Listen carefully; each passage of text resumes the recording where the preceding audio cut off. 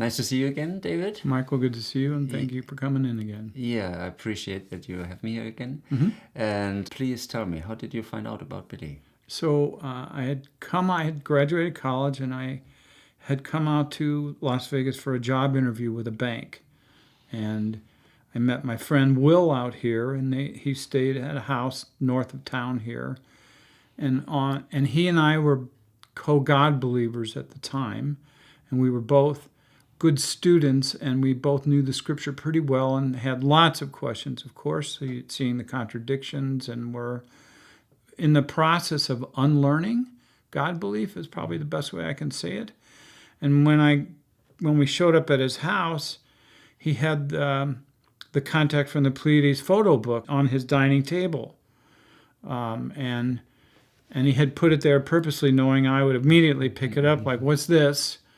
And so, of course, that's how I learned about it. And I'm reading it and realizing that the pictures are so good, and that the few quotes that were in there made perfect sense to me.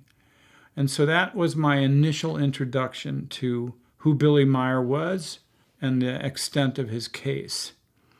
The next thing I got was The Light Years. The book Light Years came out. By Gary Kinder. Gary Kinder, which actually that book was published by Lee Elders. Oh, yeah. I didn't know that. I didn't. It's in there. I didn't see it until recently, but yeah. So I read that, of course, and then a few years after that, my brother Dan sent me Wendell's book called A Preliminary Investigation Report, which was very well documenting his research into the case, which was fascinating to me. I read it thoroughly and saw how well prepared he was, the labs he used, the methodology, the record keeping, and saw that here's this military guy with good training bringing that expertise to the case, which really made me think all the more how accurate it was. And then in 1991, I was married at the time, and my wife and I were in Carmel, California, and we would go to bookstores. And I saw the first two contact reports from Wendell, the rare ones that are not well translated, but I bought those immediately and read those, of course. And as choppy as it was, I understood a lot of it and helped me even more. And then I had a chance to meet Wendell. Oh, I see. You said like unlearning God belief. Where does that come from? So good question. So we were, having been raised a Catholic, and went to Catholic grade school. So I was in Mass 6 days a week for 8 years. So you naturally have God as the center of your consciousness in a way. But I had, quote unquote, become a Christian, if you would, in 1975, and then began to read the scripture thoroughly, which made me ask more questions than it answered. It answered a lot at first, but then you read about Elijah going to heaven in a whirlwind and a chariot of fire and different things. And then just the contradictions that are in all God belief and the hypocrisy of the God believers. Nobody really follows it. Okay? So I was realizing that there was a lot of untruth with it. And then we read about how the Bible was put together. We were told as young people that it's the Word of God. And then when you realize that there are scrolls written by men, ancient scrolls in different languages, scrolls that have holes in them, and they have to vote on parts of the translation. And then I realized, I'm going from either Hebrew or Aramaic, then into Greek, then into Latin, then into English, and realizing how many mistakes there were. I was just beginning to unlearn this whole idea of God belief, and it helped that we moved out here, I took the job, and I moved away from my social circle where we were all God believers. We were Christians. And so I had more of an opportunity to think for myself, think by myself, do my own research. And then, of course, I saw the Meier material, and that really helped me understand that if there is no God, there is still a law of creation. There are still morals and ethics. There is still evolution and a right way to think and live. And that's how I gravitated so much into learning about Billy's stuff. Yeah. Have you ever been to Hinterschmidrueti? I have not, and I never really felt the need. Frankly, to me, his words are true. I see the truth in them. I see that he's an honorable man, and I didn't feel the need to meet him to convince me of that. Yeah, he told me that the writings and the teachings should have been enough, but they knew that we are so stubborn and brainwashed basically by religion that it needs more, and that's why they decided that he has to take photos and audio recording and the metal samples and so on, and also showed themselves to the witnesses that they were there earlier, and things like that, so that people would become more interested, and also that they need that, they're so stuck, they're so incapable of reasoning on a logical way that the writings wouldn't have been enough. So,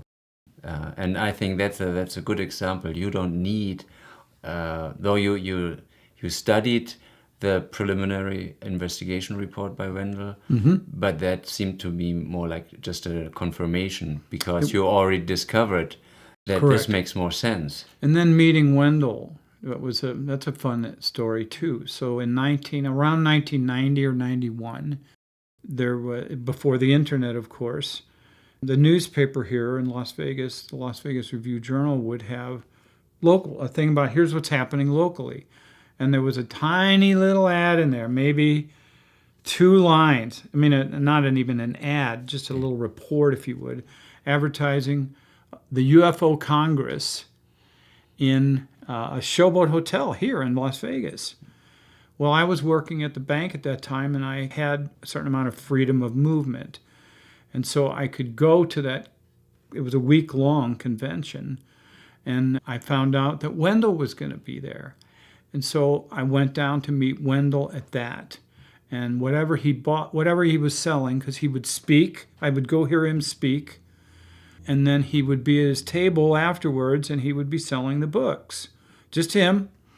And I would go, of course, after listening to him, I would go to his table and talk to him and buy whatever he was offering at that time and read it, which included the Ask It contacts, more of the contact notes, 3 and 4. And then we just kind of didn't really become friends, but he knew it was true, and I would ask him, and he was totally convinced. He called it hands down the best UFO case he'd ever investigated. I continued to go to those conferences. They ended up moving to Laughlin, and even one of them was up at a town called Mesquite, about 80 miles north of here. And so every time, if he was going to be there, I would go. And I would only go, it would be a week, I would only go the day he was speaking. And that's it, because the rest of them were, frankly, a bunch of kooks. Okay, yeah. Okay. Travis Walton was at one of them. I didn't bother talking to him at the time. We knew of his story. In fact, his story, I was living in Missouri, and it made our newspaper. I remember reading it like, what? This is pretty fascinating. Yeah. Yeah, it is fascinating. But anyway, so that's how I ended up meeting Wendell, and because, and this went on for many years, these meetings, and then that's how we ultimately ended up arranging to interview him for hours on camera, which you now have a good copy of. Yeah. I saw this interview that Michael Horn put out where Wendell Stevens is interviewed, and you organized it, or what was the situation? That's a good question. The reality is that it was my brother Dan, who's a year and a half older than me, and he's familiar with the case very much so too, and he's rather fascinated by it. Well, he wanted to put a birthday present together for me. He was the one that arranged the get-together with Wendell and George Knapp and Michael. He was a member of a local club, if you would, and so we arranged to meet there and have food there. And when I realized how rare this was going to be, I had a friend at the time. He was a television producer, and he had all of the equipment, the cameras and the lighting and the mics and what have you. And so I hired him to video our gathering. And so it turned out to where it was mostly George Knapp and I that were interviewing Wendell and Michael at times. And then, Michael spoke quite a bit at that point too, but we were mostly interested in Wendell. And so we ended up having a very professional documentary quality footage, which you've seen only one camera on Michael's site. Mm-hmm. It's a 2-camera shoot. And so on most of the cameras, then you have, Dan and I are in one camera and the 3 of them are in another. Of course, we moved around some too. And the food in there is really something too, when you see it. But it was 2008. I can't remember how old Wendell was, but I realized he's not going to be around that much longer. So I ended up contacting him privately. I developed more of a relationship with him, of course, after that. And I said, hey, I want to interview you again. And so we then drove to him in Tucson and rented an Embassy Suites.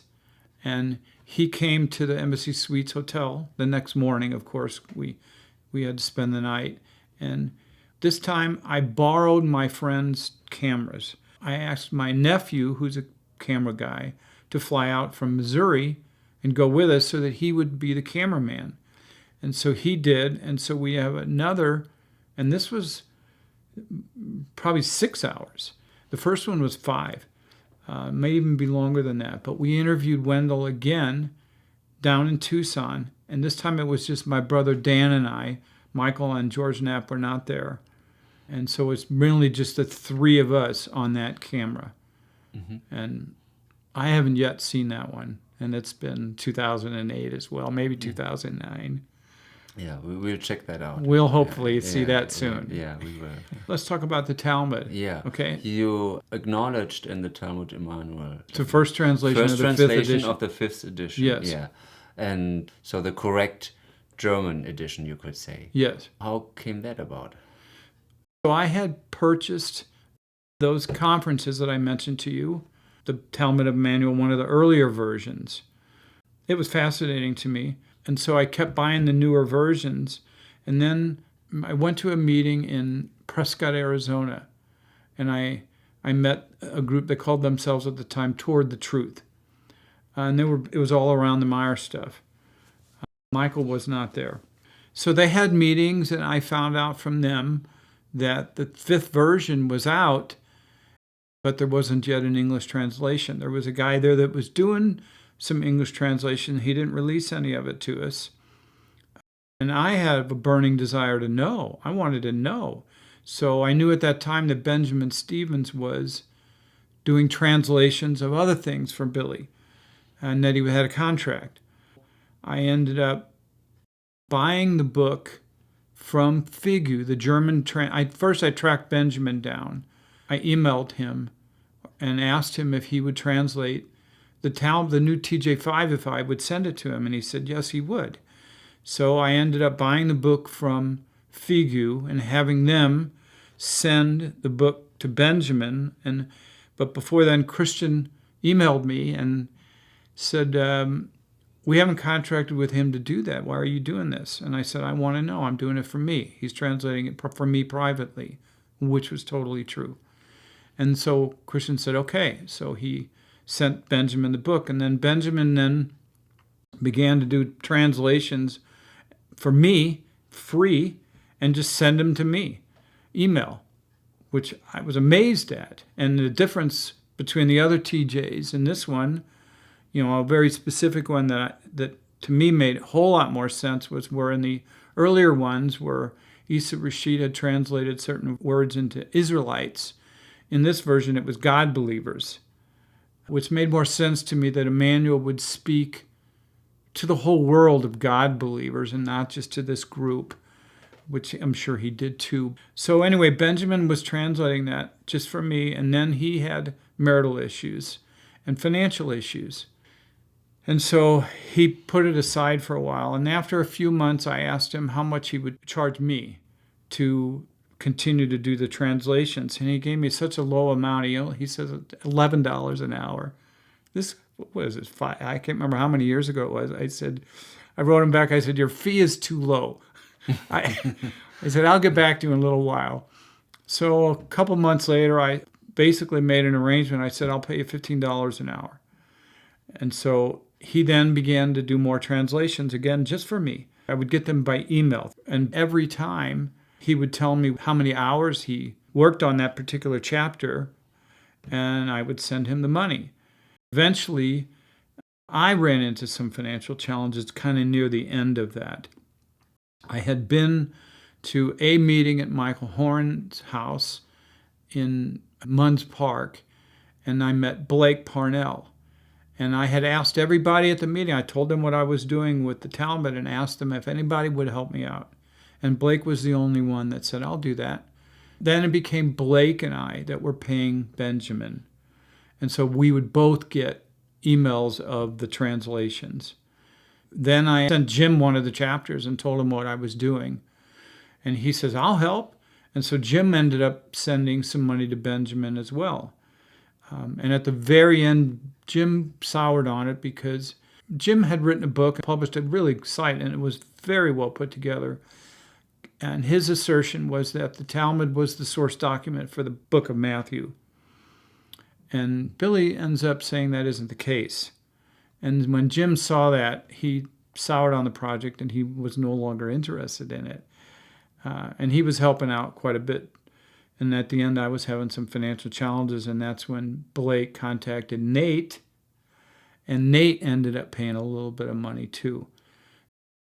Finally, the book got finished. I had all the chapters. I put them together in a booklet, if you would, and sent copies to Nate and Blake and Larry Driscoll, my friend Larry Driscoll in Arizona. Then, of course, the book got published by FIGU. The Christian had offered me to publish the book. They were honorable. I hadn't expected to make any money on my effort. It cost us $16,000 to translate it. Yeah. And according to PayPal, I paid $8,500 towards that. And it was all by email. All of it was by email. Did you ever meet him or? Never met him, and I've only spoke once to him. Throughout the whole thing, we never spoke. Oh. It's pretty fascinating. Yeah. Okay, and we would now and then make comments, like when it's against creation for men to give birth or something like that. Benjamin and I, both of us thought, why is he even telling them that? I mean, there were a few comments we would make like that, but mostly it was fascinating. Benjamin, thank you. Here's the money. Yeah. We really didn't even have a lot of conversation in email. Yeah. It was a project that we were both determined to get done. Yeah. You were really interested in that book because you were raised very religiously. Yes. And you still kind of keep an interest in It seems like you're still kind of interested, even though kind of you read it now, you know what's in it. But still, it seems to inspire you, or I don't know what it does. Is it? Yeah. It inspires me because of that it's so succinct in its language. And Billy has a way sometimes of being verbose, lots of words. Emmanuel didn't seem to speak like that. Emmanuel was much more compact with his words, and said very truthful, accurate things with good insight. Plus the story, right, that's in there, that's not in the New Testament. For instance, him meeting Paul, or Saul, I should say. Mm-hmm. And then the event with Saul and the fireworks, as I call it, right? He used fireworks to blind Saul on the way to Damascus.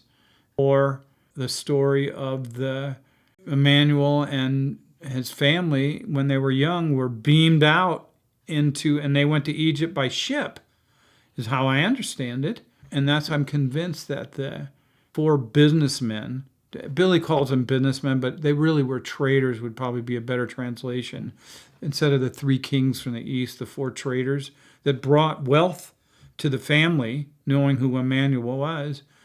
I'm persuaded that's how they survived in Egypt.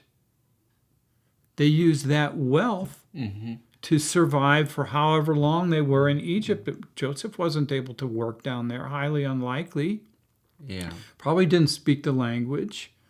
And so, I mean, stories like that are in there that just make so much more sense to me, and they're logical. The relationship of him and of Emmanuel and Mary Magdalene, that effectively they were raised together. Yeah. Okay? They weren't lovers. Yeah. They weren't technically related. The prophecies are more accurate. The fact that there were women that followed him too, and frankly, one of the more powerful things in there is what Emmanuel says about women in, I think it may be chapter 30, but it's while he was arrested. And it's very enlightening and very powerful. So the book really still speaks to me. You remember what he said? What was it? He said the woman is the light of the world. Okay? Unlike, in the Beatitudes or much earlier in Matthew, he kind of indicates that the believers are the light of the world. Not here. The women are the light of the world, and they're the ones that make life soft for us. And he was speaking to those men, and he criticized them for how they treated their women. Yeah. Yeah, and that they subjugate them, and they're mean to them, and that they don't deserve it. Anyway, there's some very positive things in there. And then it's hard to read because, as you know, they beat the crap out of him. And that part of it is more, there's some detail in there that you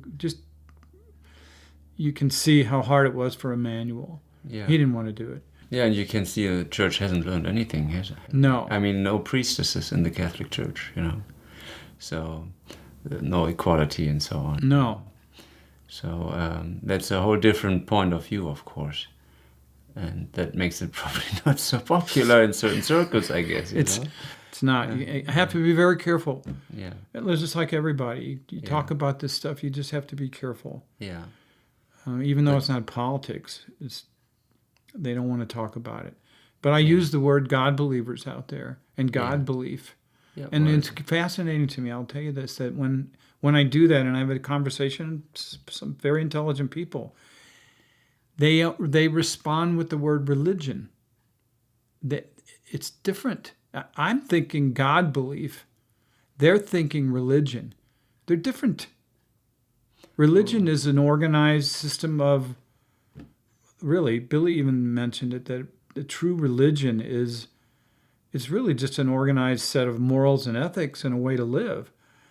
You extract God belief from it, and then you have proper religion or proper code of ethics. But when I use the word God belief, people don't get it. They come back and say, they use the word religion in the discussion. And I point out to them, that's not what I'm referring to.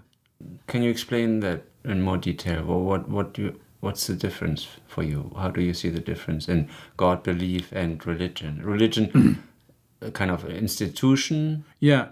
Religion is the institution that's built around God belief today. Okay? Yeah.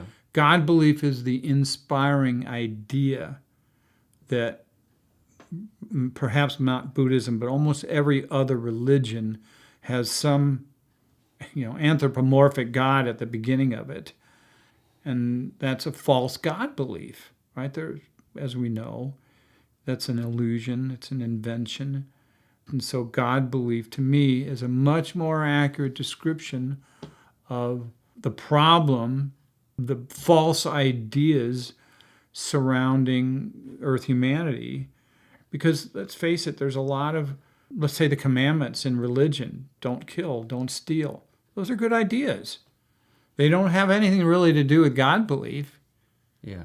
Okay? But they make it about God belief. Religions do. And so to me, if you can just recognize that God is an invention and God belief is something you don't want to have, then now you can really form a proper code of ethics around the idea that there is a law of creation, cause and effect, logic. All of these things are universal principles that people make a religion out of it because they put God attached to it. And they think that God is the one that imposes those rules. But it's not. Those rules are part of human evolution that would be common everywhere. The God belief precedes the religion. Yes. Without it, you wouldn't have the religion. So the cause, or the main problem is the God belief, not the religion. That's basically. correct. That's right. And what they make out of it. Frankly, if you could take God belief out of a lot of religions, you could still have a cohesive group of people building their lives around common beneficial ideas. And they might even still call it religion, but it's a godless religion. Yeah. Okay? Yeah. And so I don't have a problem with, to me, when I think of the word religion, I don't really think of the religious institutions. I think of religion as just a code. But God belief is the problem. Yeah. Yeah. Or the belief in the deity or whatever is worshipped. Yes. And well, like in the days before even the invaders, from space made themselves out to be deities to early humanity. Before that, there was still gods. Cultures still had gods, whether they saw them from a comet or they invented them or from the sun. They still had gods versus God. Mm-hmm. And so they built their religions around gods. And so I could say God, God's belief, but it makes more sense to me, God belief. Yeah. Well, thank you very much. You're welcome. David. And thank you. Yeah, and hope to see you again. And, me too. And maybe in Switzerland one of these maybe days. in Switzerland. Yeah, it's a beautiful country. Okay, thanks a lot. You're welcome. Thanks for coming. Yeah.